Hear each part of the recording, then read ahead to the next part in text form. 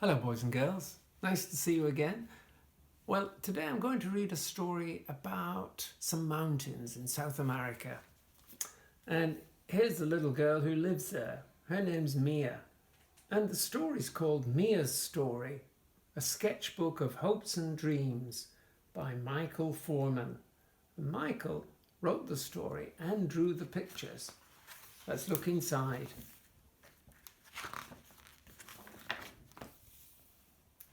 And you can see here's what looks like a city, and here's a car.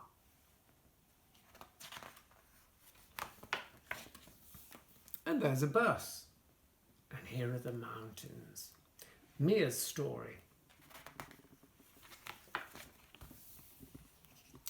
I will never forget the day I met Mia.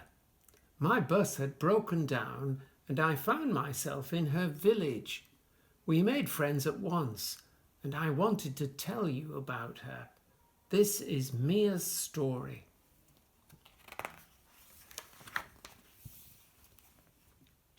Mia's village was called Campamento San Francisco, and it was somewhere between the big city and the snowy mountains. It was not much of a place, but for Mia, it was her home and her world. There are no pretty gardens or trees. There isn't a proper road, just a muddy track. Mia's papa and his truck. He goes to the city every day to sell scrap. That's bits of things people might have thrown away. It used to be farmland, but the city grew bigger and bigger, and now they can only harvest what the city throws away. This is Mia's house. Mia's mama. The houses are made from odds and ends and bits of rubbish, whatever the people can find.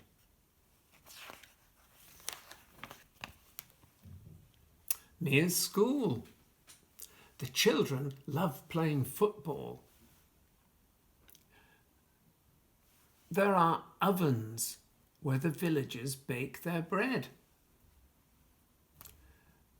They are very clever at fixing things they find on the dumps.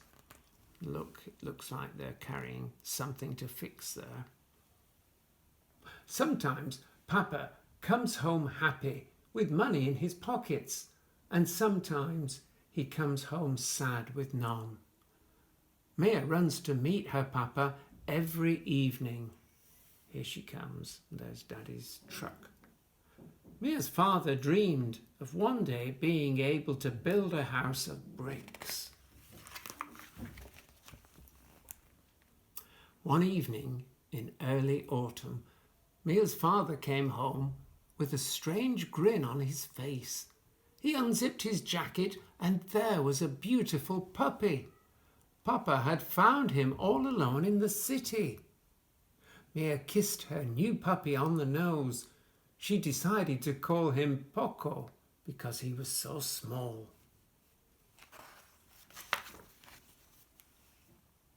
Mia showed the puppy to everyone, and soon he was part of her life. Poco likes his new family. Poco licks Mia's face, then Mama's face, and then Papa's face. Mia shows Poco to Santo. Hello, it's Sancho, isn't it? Hello, Sancho. And the horse is looking at the puppy. He is very good and waits outside, sometimes till the end of lessons. Poco follows Mia everywhere, even to school.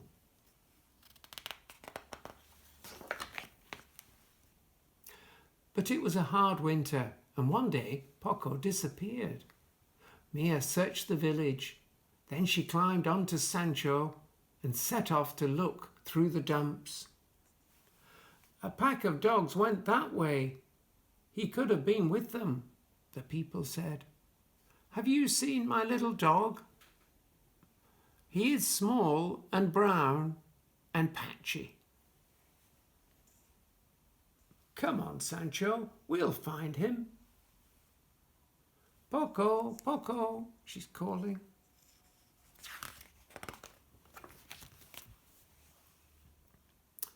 As she searched, she got further and further from home. You can see her home here. Here she is on Sancho. Until eventually she found herself high up in the mountains, far higher than she had been before. From up there she could look down on the dark cloud that always filled the valley. You can see there's the cloud, which looks like pollution floating.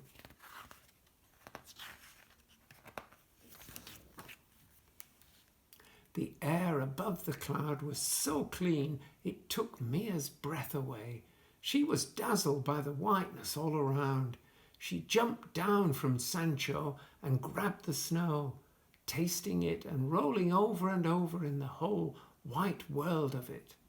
Sancho watched her, and then he too rolled over and kicked his old legs in the air. Then Mia lay on her back, arms and legs outstretched in the snow. The sky had never been so blue and so near. They called and searched for Poco until night began to fall and the first stars appeared. Mia was exhausted, but she knew that Sancho would take her safely home. They set off slowly until suddenly he stopped and snuffled at the ground. Mia looked around. Instead of snow, they were now surrounded by flowers. Mia carefully gathered a clump, roots and all.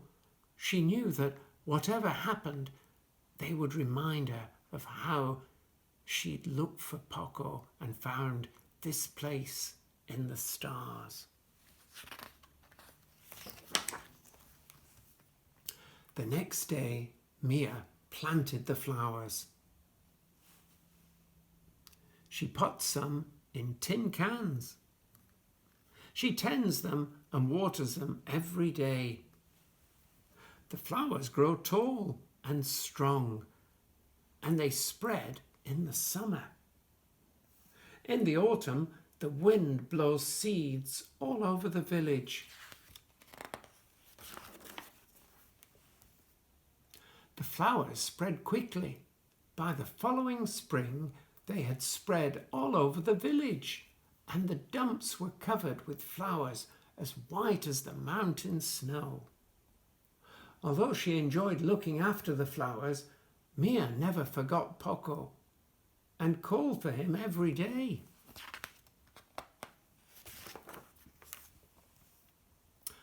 One morning, when her father was leaving for the city with a load of scrap to sell, Mia said she wanted to go with him to try to sell her flowers. She pointed to rows of white flowers in tin cans. Here they are. Her father laughed and agreed to give it a try.